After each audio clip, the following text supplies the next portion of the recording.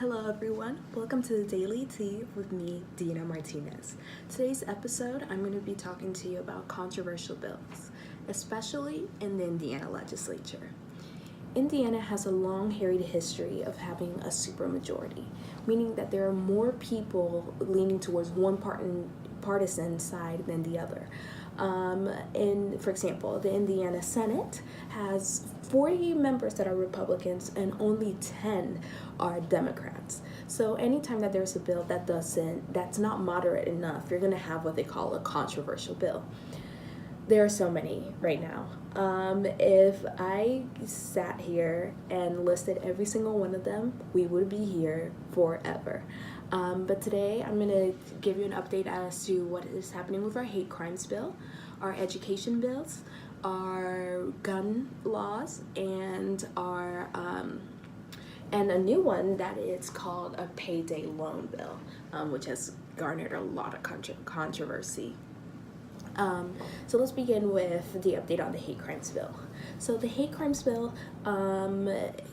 right now it is Senate Bill 198. And that bill was originally a drug penalty bill that was amended to include a list of classes that would be protected if a crime was committed due to a perceived or an actual characteristic.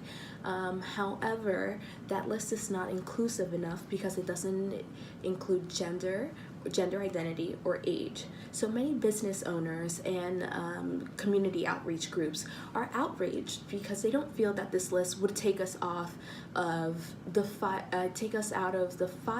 states that do not have a comprehensive hate laws crime.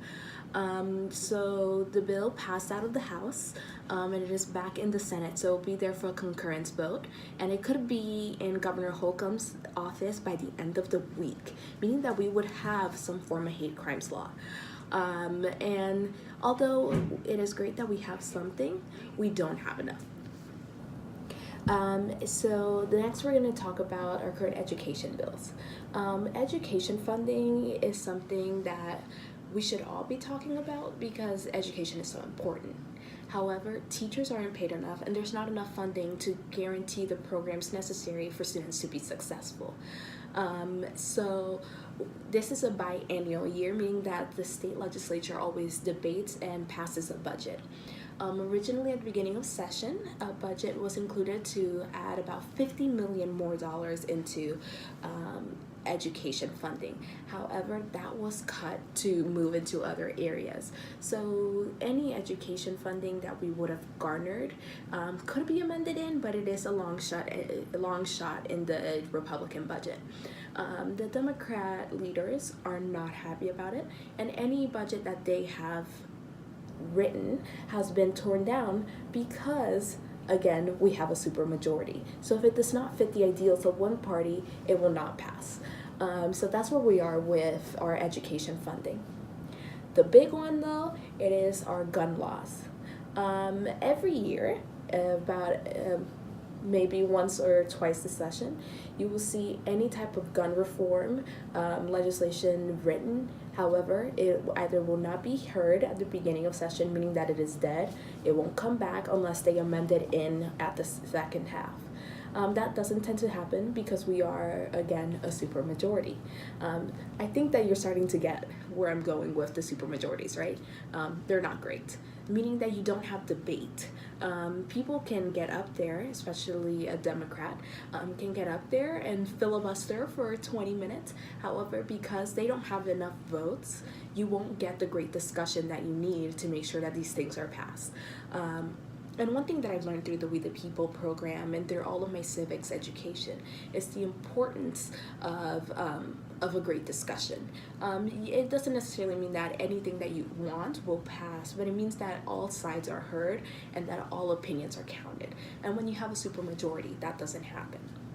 But back to the gun reform, there are bills out there that would have taken any permit fees off of any gun licenses, meaning that you could hold a gun without paying for a permit.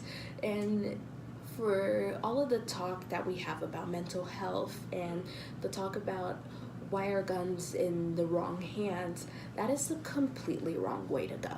And then we also have gun laws that affect a certain population. Just yesterday, the Indiana Senate chose to pass a bill that would allow 12 and 13-year-olds to be tried as adults. And this is in response to the Knoxville shooter. Because he was 13 years old, he was not allowed to be tried as an adult, so he's in a youth detention center. I believe that is the wrong way to take things. I understand what happened. It is terrible, and I feel and pray for the people that were affected by this shooting. However, we cannot use petty politics and revenge tactics to fix a wrong. Two wrongs do not make a right. So if there is a 12 and 13-year-old that is doing things that could affect a large group of people, especially with a weapon, we should be looking as to like why they did that and what we could be doing to fix those issues. And the last thing I will be talking to you about, it's going to be about payday loans. So there's a bill, Senate Bill 613, that is out there, and it is written by Senator Zay. And that bill would allow people that won't necessarily qualify for loans to get them from a payday lender. Maybe like, I don't know what that company is called, like Checks for Less. You'll see them all around inner cities mostly.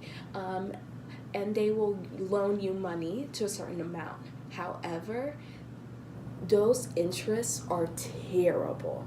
So those interests can range from 20% to 300% of what you originally asked. So it's really a shark loan. So like what they're doing is they're stealing from people who are in desperate need.